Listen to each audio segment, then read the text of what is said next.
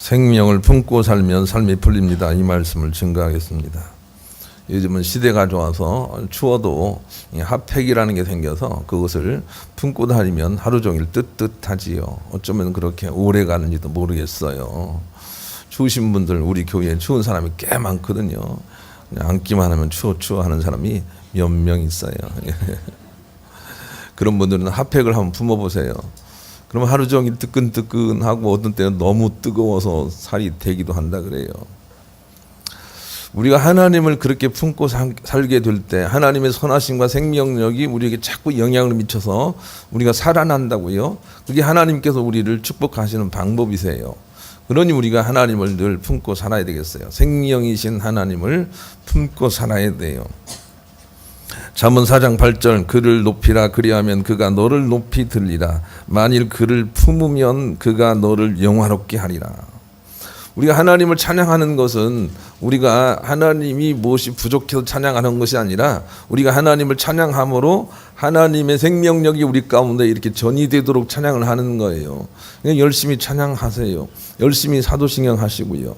제가 이렇게 예배 인도하면서 좀 안타까운 것은 입을 깍 다물고 있는 사람들이에요. 이런 사람들은 복이 안 들어가요. 우리가 주님을 찬양하는 것은 그 주님의 생명력을 전이받기 위해서 그런 거예요. 그러니 마음껏 우리가 그를 높여야 되고 그를 품어야 되는 거죠. 그래야 그것이 우리의 생명력이 되는 거죠. 은행에 가서 자꾸 예금을 해보세요. 그럼 이자를 쳐주는 것처럼 자꾸 우리가 하나님 찬양하고 하게 될 때 주님께서 우리 가운데 그의 생명을 전달해 주신다고요. 하나님을 분별하게 세우고 품고 늘 우리가 살아야 될 이유가 거기 있는 거죠. 그래서 바울은 자기가 스스로 산 게 아니라 주님을 품고 살았어요. 이런 내가 사는 것이 아니요 내 안에 그리스도가 사신 것이라 하고 하나를 품고 살았거든요.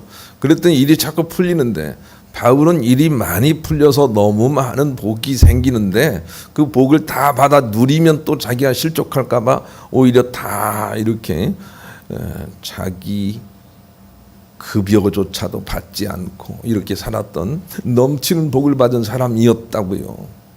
이 생명이신 하나님을 품고 살게 될 때 얼마나 큰 능력이 나오는지 우리가 성경을 통해서 볼 수가 있는 것이죠. 우리가 참 이렇게 좋아하는 사람만 마음속에 품고 있어도 기쁨이 이렇게 전이가 되잖아요. 그런데 빛 되시고 생명이신 하나님을 품고 살면 얼마나 좋은 영향력이 우리 가운데 있을까라고 하는 것을 우리가 알고 기뻐서 우리가 자꾸 품고 살아야 되겠어요. 반대로 우리가 하나님을 품고 살지 않으면 문제가 자꾸 생긴다고 성경은 우리 가운데 말씀하세요. 로마서 1장 28절 32절 같이 읽읍시다. 시작. 또한 그들이 마음에 하나님 두기를 싫어하며 하나님께서 그들을 그 상실한 마음대로 내버려 두사 합당되지 못한 일을 하게 하셨으니 곧 모든 불의, 추악, 탐욕, 악의가 가득한 자요 시기, 살인, 분쟁, 사기, 악독이 가득한 자요 수근수근하는 자요 비방하는 자요 하나님께서 미워하시는 자요 능욕하는 자요 교만하는 자요 자랑하는 자요 악을 도모하는 자요 부모를 거역하는 자요 우매한 자요 배악하는 자요 무정한 자요 무자비한 자라. 이들이 이 같은 일을 행하는 자는 사형에 해당한다고 하나님께서 정하심을 알고도 자기들만 행할 뿐 아니라 또한 그런 일을 행하는 자를 옳다 하느니라. 하나님을 모시지 않으면 자동적으로 문제가 생겨요. 여기 부모를 거역한다 그랬는데 부모를 거역하는 것도 하나님을 모시지 않기 때문에 나타나는 현상일 뿐이에요. 그리고는 결국은 사형으로 가는 거죠. 사형, 죽음으로 가는 거죠. 그런데도 불구하고 우리가 생명 되신 하나님을 모시지 않고 산다고요. 그게 우리예요. 그 하나님을 모시지 않으면 문제가 바로 생겨요. 이 부분에 대해서 예민해져야 돼요. 토이스토리라는 영화를 보면 그 장난감들이 그냥 사람 있을 때는 그냥 제자리에 있지만 사람이 없어지면 나와서 막 이렇게 자기들 세계를 만들죠. 그런데 우리가 하나님을 모시고 있으면 많은 악한 영들은 자기 자리를 탁 숨죽이며 이렇게 숨어 있다가 하나님을 모시지 않으면 바로 나와서 이런 일들을 행한다 그 말이에요. 이 부분에 우리가 예민하게 반응할 수 있어야 돼요. 그래서 하나님 모시지 않으면 안 되겠다라는 마음을 가지고 다윗처럼 하나님 모시고 살아야 되는 거죠. 다윗은 시편 16편에 그렇게 말하고 있어요. 내가 하나님을 모심이요. 그러니 내 영혼도 잘 되고 내 육체도 잘 됩니다. 이렇게 표현을 하고 있죠. 시편 16편 8절로 10절 제가 읽습니다. 내가 여호와를 항상 내 앞에 모시며 그가 나의 오른쪽에 계심으로 내가 흔들리지 아니하리로다. 이러므로 나의 마음이 기쁘고 나의 영도 즐거하며 내 육체도 안전히 살리니 이는 주께서 내 영혼을 수월에 버리지 아니하시며 주의 거룩한 자를 멸망시키지 않으실 것임이니이다. 하나님을 항상 모시고 품고 살아서 그래서 많은 승리를 거둔 사람이 다윗인 것이죠. 그러니 우리가 이 생명 되신 하나님을 품고 살아야 되겠어요. 예수님이 이 땅에 오신 이유도 우리가 이 생명을 품고 살라고 오신 거죠. 우리는 먼저 우리 안에 이 생명 되신 하나님이 죽어 있다는 사실을 발견해야 돼요. 에베소 2장 1절로 10절 같이 읽읍시다. 우리 안에 생명이 죽었었어요. 읽읍시다. 시작. 그는 허물과 죄로 뒀던 너희를 살리셨도다. 그때 너희는 그 가운데 행하여 이 세상 풍조를 따르고 공중의 권세 잡은 자를 따랐으니 곧 지금 불순종의 아들들 가운데 역사하는 영이라. 전에는 우리도 다 그 가운데 우리 육체의 욕심을 따라 지내며 육체와 마음에 원하는 것을 하며 다른 이들과 같이 본질상 진노의 자녀이었더니 긍휼이 풍성하신 하나님이 우리를 사랑하신 그 큰 사랑을 인하여 허물로 죽은 우리를 그리스도와 함께 살리셨고 너희는 은혜로 구원을 받은 것이라. 또 함께 일으키사 그리스도 예수 안에서 함께 하늘에 앉히시니 이는 그리스도 예수 안에서 우리에게 자비하심으로써 그 은혜의 지극히 풍성함을 오는 여러 세대에 나타내려 하십니다. 그 또 있어요? 예, 읽읍시다. 예, 읽읍시다. 시작. 너희는 그 은혜에 의하여 믿음으로 말미암아 구원을 받았으니 이것은 너희에게서 난 것이 아니요 하나님의 선물이라. 행위에서 난 것이 아니니 이는 누구든지 자랑하지 못하게 합니다. 우리는 그가 만드신 바라 그리스도 예수 안에서 선한 일을 위하여 지심을 받은 자니 이 일은 하나님이 전에 예비하사 우리로 그 가운데 행하게 하려 하십니다. 우리가 생명이신 하나님을 품지 못하고 살아 그래서 죽었던 자라는 인식이 필요합니다. 우리는 죽어 있었어요. 우리 안에 생명이 없는 것이 아니라 우리 안에 생명이 항상 있었지만 우리가 그 생명을 지각할 수 있는 능력을 잃어버려서 죽은 자가 된 것이지요. 죽은 자처럼 된 것이죠. 우리가 죽었었다는 것을 우리가 알아야 되겠어요. 어떤 사람들은 명철하다 하지만 그러나 주님이 보시기에 그것은 명철의 언저리에 있는 것이지 진실로 생명을 품고 산 것이 아니었다고 그렇게 인식하기를 원하고 계시죠. 골로새서 2장 13절로 15절도 읽겠습니다. 읽읍시다. 시작. 또 범죄와 육체의 무할례로 죽었던 너희를 하나님이 그 함께 살리시고 우리의 모든 죄를 사하시고 우리를 거스리고 불리하게 하는 법조문을 쓴 증서를 지우시고 제하여 버리사 십자가에 못 박으시고 통치자들과 권세들을 무력하여 드러내어 구경거리로 삼으시고 십자가로 그들을 이기셨느니라. 그러니 예수 그리스도로 말미암아 우리가 죽었던 우리가 예수의 생명과 함께 다시 살아났다는 것을 알고 우리가 다시 한번 주님의 생명을 지각하는 장성한 믿음으로 가야 돼요. 우리 안에 주님의 생명이 없었던 게 아니에요. 우리 안에 주님의 생명이 있지만 우리가 어떤 방식으로든 그 생명을 살려낼 수 있는 방법을 잃어버려 주님이 우리와 관계가 형성되지 않도록 이미 죽은 자들로 우리가 신앙생활을 해오고 있었단 말이죠. 예수님이 오시기 전에는. 근데 예수님이 오셔서 그 모든 악한 것들을 물리치고 다시 한번 우리 속에 생명으로 임재하셔서 우리를 산 자가 되게 만드신 거죠. 그러므로 그 이후로는 우리가 하나님의 생명과 함께 살아가고 있어야 돼요. 그래야만 믿는 사람이 되는 거죠. 다른 말로 얘기하면 장성한 믿음을 가져야 돼요. 히브리서 5장 12절로 14절 읽읍시다. 시작. 때가 오래되었으므로 너희가 마땅히 선생이 되어야 할 터인데 너희가 다시 하나님의 말씀의 초보에 대하여 누구에게서 가르침을 받아야 할 처지이니 단단한 음식은 못 먹고 젖이나 먹어야 할 자가 되었도다. 이는 젖을 먹는 자마다 어린아이니 의의 말씀을 정결하지 못한 자요 단단한 음식은 장성한 자의 것이니 그들은 지각을 사용함으로 연단을 받아 선악을 분별하는 자들이니라. 지각을 사용할 수 있어야 돼요. 우리 안에 생명의 계심을 우리가 지각할 수 있어야 돼요. 예배할 때 지각하라 그 말이 아니에요. 우리 안에 생명이 있음을 다시 지각을 해야 된단 말이에요.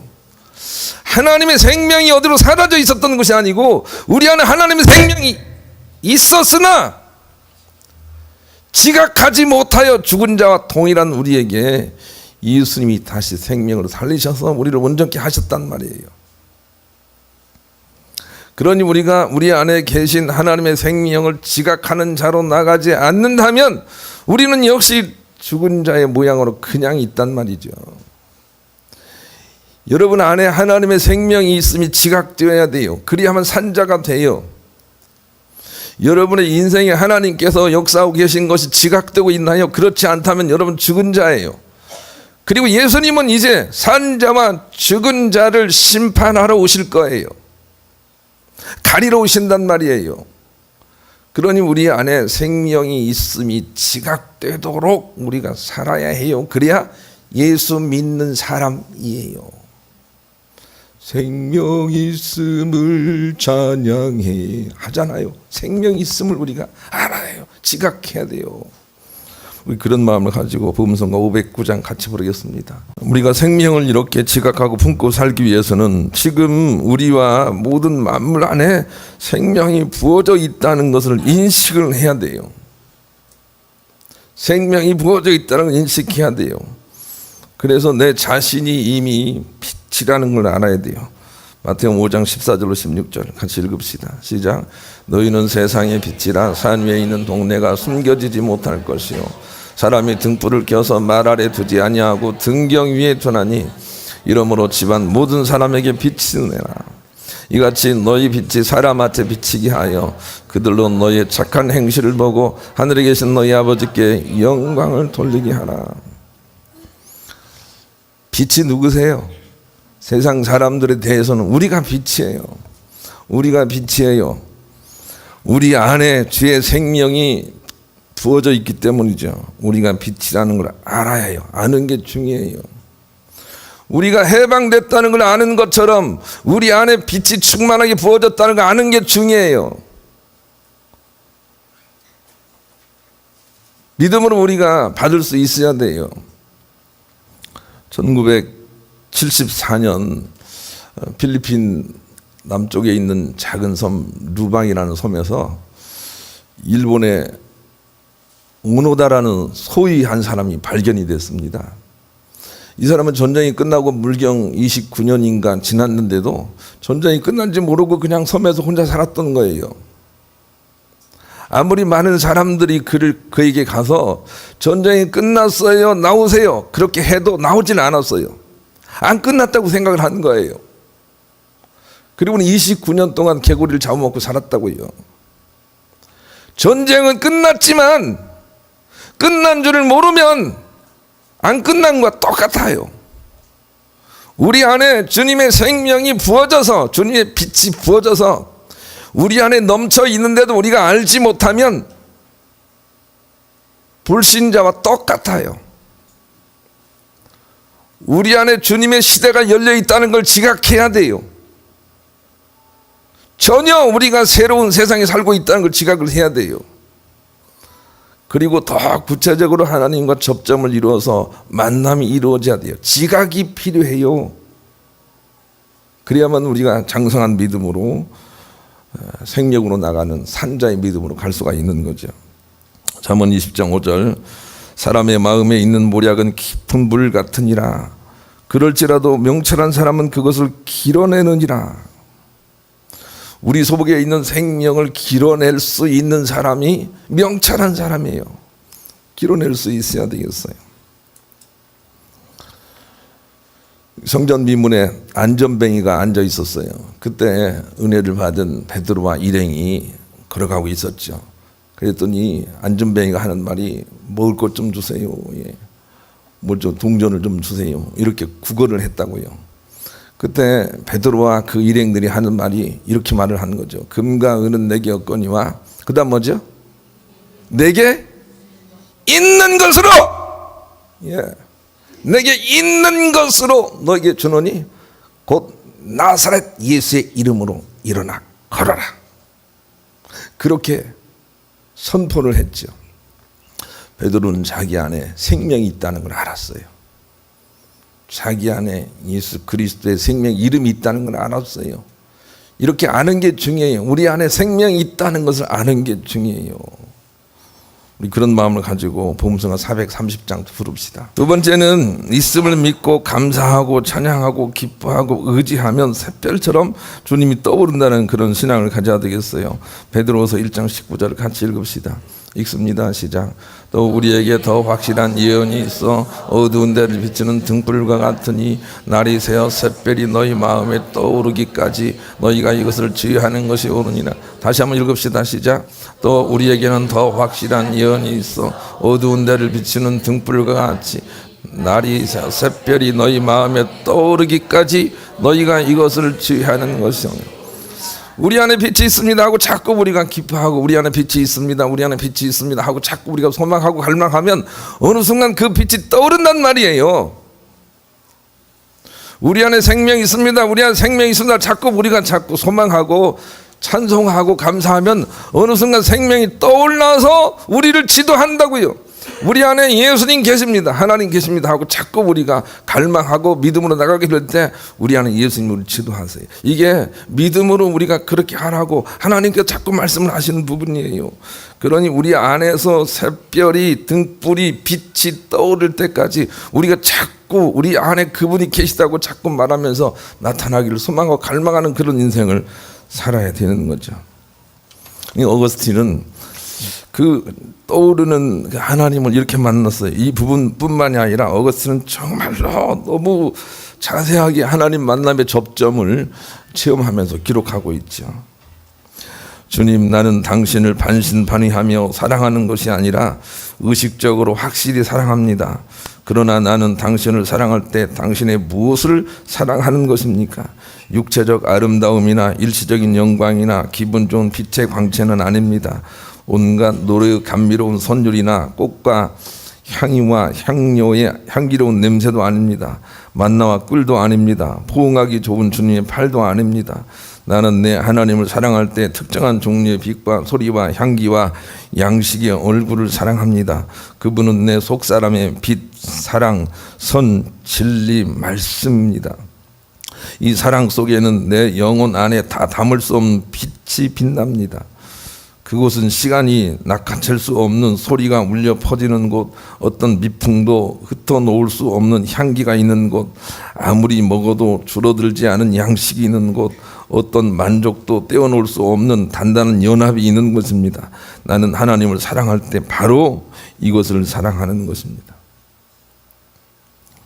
해긴 목사님도 하나님을 만나는 접점은 마치 우리가 벨벳 천에 감싸이는 것처럼 아주 부드러운, 너무나 사랑스러운, 그래서 자꾸 가고 싶은 그런 접점이 생긴다, 그렇게 얘기를 했어요. 그 하나님에 대한 지각력, 생명에 대한 지각력을 가져야 되는데, 우리가 천국 갈 수 있는데 그것이 생기도록 얼마나 우리가 애를 써야 하는지 몰라요. 그것이 떠오르도록 노력하라고 말씀하세요. 누가복음 13장 9절로 13절 같이 읽읍시다. 시작. 예수께서 안식일 한 회당에서 가르칠 때에 짠와이나 귀신 들려 꼬부라져 조금도 펴지 못하는 한 여자가 있더라. 예수께서 보시고 불러 이르시되 여자, 내가 내 병에서 놓였다 하시고 안수하시니 여자가 펴고 하나님의 영광을 돌리는지라. 네, 우리가 성령님을 자꾸 구하고 자꾸 두드리라고 하셨어요. 그러면 하나님께서 우리에게 좋은 걸 주시겠다고 하시는 거죠. 우리가 갈망하는 마음을 가지고 주님께 자꾸 나가야 되겠어요. 제가 운동을 한참 쉬고 있다가 운동을 또 갑자기 해야 되겠다라고 생각을 해서 한 4, 5년 전인가요?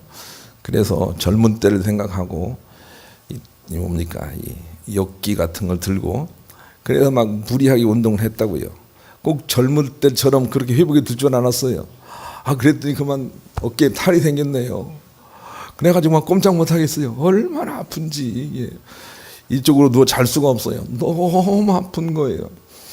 그래서 병원에 갔죠. 힘찬 병원에 갔더니 뭐 근육이 어떻게 잘못됐습니다 라고 하면서 물리치료를 받아야 된대요. 물리치료를 받도록 옷을 벗으십시오 라고 하는데 옷을 벗을 수가 있어야지. 너무 아파서. 이게 겉으로 근육이 아픈 게 아니라 어떻게 뭐 힘줄이 어떻게 된 거예요. 너무 아픈 거예요. 그랬더니 간호사가 와서 하는 말이 이렇게 어깨가 아프면 옷 벗는 방법이 있습니다. 그것은 아픈 쪽은 전혀 놔두고 아프지 않은 쪽에서 다 벗어서 아픈 쪽을 빼면 됩니다. 그 얘기를 하는 거예요. 나는 여기가 아프니까 그냥 몸이 전체 아픈 줄 알고 아이고 먹기 힘들다라고 생각했는데 그런데 안 아픈 쪽을 활용해서 다 벗고 이거 빼니까 빼지는 거예요. 제가 큰 깨달음을 얻었어요. 여러분, 우리는 세상에 살면 문제 하나가 오면 그 다음에 그 문제가 그냥 온 우리의 삶을 다 지배하는 것이죠. 그 문제 때문에 어디 못하고 문제 때문에 뭘 못하는 거죠. 그런데 하나님은 영원한 생명을 우리 가운데 넣어 놓으시고 그리고 그것을 먼저 활용해서 우리가 승리하기를 원하고 계세요. 문제가 생겨도 우리 안에 주님의 생명이 있다. 거기에서부터 시작을 해야 돼요. 문제가 있어도 우리 안에 생명이 있다. 거기서 생각하고 병원에 가고 약을 먹어야 돼요. 그런데 자꾸 문제를 보고 문제 가운데 가서 우리의 삶이 다 부러지지 못하게 하는 거죠. 그게 우리예요. 우리 안에 영원한 생명이 있다는 걸 알고 그것을 먼저 우리가 활용할 줄 아는 그런 지혜가 있어야 돼요. 하디스라는 그런 사람이 사업을 했는데 너무 안 된 거예요. 그래서 사업이 너무 안 된다라고 생각을 하고 말씀으로 깨달음을 얻고 자기가 자기 사업의 대표이사가 아니라 하나님을 대표이사로 바꿨어요. 그래서 하나님 자리를 만들어 놓고 하나님께 늘 결제를 받기 시작했어요. 이런 일을 하려고 하는데 결제해도 하나님 이렇게 하고 하나님께서 결제하는 것처럼 선한 마음을 주시면 그걸 가지고 일을 하기 시작을 했어요. 그리고 나서 얼마나 다시 큰 회사를 일으켰는지 모른다고 증언을 하고 있어요. 우리가 우리 안에 생명 되신 주님이 계시다는 걸 알고 자꾸 우리가 갈망하는 마음을 가지고 생명이 있다는 걸 믿고 그것으로 우리가 활용해서 삶을 일으키기 시작을 해야 돼요. 그러려고 예수님이 이 땅에 오셔서 우리 속에 우리가 알지 못하는 사이에 그냥 생명을 부어 넣어 주시는 거지요. 그러니 우리가 생명 있음을 알아야 되겠어요. 로마서 8장 9절로 11절 만일 너희 속에 하나님의 영이 거하시면 너희가 육신에 있지 아니하고 영에 있나니 누구든지 그리스도의 영이 없으면 그리스도의 사람이 아니라 또 그리스도께서 너희 안에 계시면 몸은 죄로 말미암아 죽은 것이나 영은 의로 말미암아 살아있는 것이니라. 예수를 죽은 자 가운데서 살리신 이의 영이 너희 안에 거하시면 그리스도 예수를 죽은 자 가운데 살리신 이가 너희 안에 거하시는 그의 영으로 말미암아 너희 죽을 몸도 살리시리라. 우리 안에 주의 생명이 영원히 부어져 있다는 걸 알아야 돼요. 그리고 그것을 늘 기대하면서 무슨 일들을 해야 돼요. 그래야만 우리의 죽을 육체도 살아나게 되는 거죠. 믿음은 결국 선택의 문제예요. 문제를 바라볼 것이냐 우리 안에 있는 생명을 바라볼 것이냐 선택의 문제예요. 신명기 30장 19절로 20절 같이 읽읍시다. 시작. 내가 오늘 하늘과 땅을 불러 너희에게 증거를 삼노라. 내가 생명과 사망과 복과 저주를 내 앞에 두었은즉 너와 내 자손은 살기 위하여 생명을 택하고 내 하나님 여호와를 사랑하고 그의 말씀을 청종하며 또 그를 의지하라. 그가 내 생명이시요 내 장수이시니 여호와께서 내 조상 아브라함과 이삭과 야곱에게 주라고 맹세하신 땅에 네가 거주하니라. 우리가 예수 믿으면서 하나님 주실 줄 믿습니다. 하나님 주실 줄 믿습니다. 하나님 주실 줄 믿습니다. 하고 평생을 기다린 사람이 있는데 꼭 기억을 해야 됩니다. 우리 안에 생명이 있는 줄 알고 생명을 먼저 선택을 해야 돼요. 우리 안에 생명이 있는 줄 알고 생명을 선택하고 일을 해야 돼요. 생명을 선택하고 밥을 먹고 생명을 선택하고 병원에 가고 생명을 선택하고 약을 먹어야 돼요. 그래야 생명이 나타난다는 말이에요. 믿음은 선택의 문제예요. 많은 문제 중에 내가 생명이신 하나님을 선택하는 거예요. 기다리는 게 아니에요. 선택하는 거예요. 좋은 믿음은 생명으로 말미암아 질서가 생긴 믿음이지요. 그래서 두 마음이 있지 않아요. 내 안에 생명이 있다라고 생각하고 감옥에 들어가도 생명이 있다고, 병원에 가도 생명이 있다고, 죽음이 찾아와도 생명이 있다는 한 마음을 가져야 돼요. 그래야만 산 사람이 되는 것이고 그런 사람들이 천국으로 인도함 받을 것이다. 이렇게 말씀하고 계세요. 이런 믿음에는 의로운 해가 떠올라서 삶이 치유가 되는 거죠. 말라기 4장 2절 하나님을 경외하는 자에게는 의로운 해가 떠올라서 치료하는 광선을 바라느니 그러므로 위안간에 나온 송아리처럼 뛰리라 그랬습니다. 의로운 해가 생명으로 떠올라야 해요. 제가 예배 시작하기 전에 찬송가 27장 1, 2절을 부르는 이유가 그거예요. 우리가 예배 드릴 때마다 빛 되신 주님이 떠올라야 돼요. 그리고 그 앞에서 우리가 예배를 드려야 예배하면서 치유를 받는단 말이에요. 제발 나를 쳐다보지 마세요. 제발 우리 주님을 쳐다봐야 돼요. 생명이 항상 우리 가운데 보져 있기 때문에 주님을 바라봐야 돼요. 바라보지 않으면 우리도 죽게 되거든요. 있으나 있는 줄 모르면 죽은 자가 되거든요. 다시 또렷하게 우리가 살려내야 돼요. 그래야만 삶도 풀려날 수 있다. 이렇게 말씀하세요. 여러분 속에 모든 만물 속에 예수 그리스도로 말미암아 아니 그 이전부터 하나님의 생명이 부어져 있다라고 하는 것을 꼭 기억을 하시고 찾아내시고 지각하셔서 그 생명의 덕으로 죽어있던 모든 것들이 소생케 되는 일에 귀하게 쓰임받으시는 여러분 되시기를 우리 주님의 이름으로 간절히 축원합니다.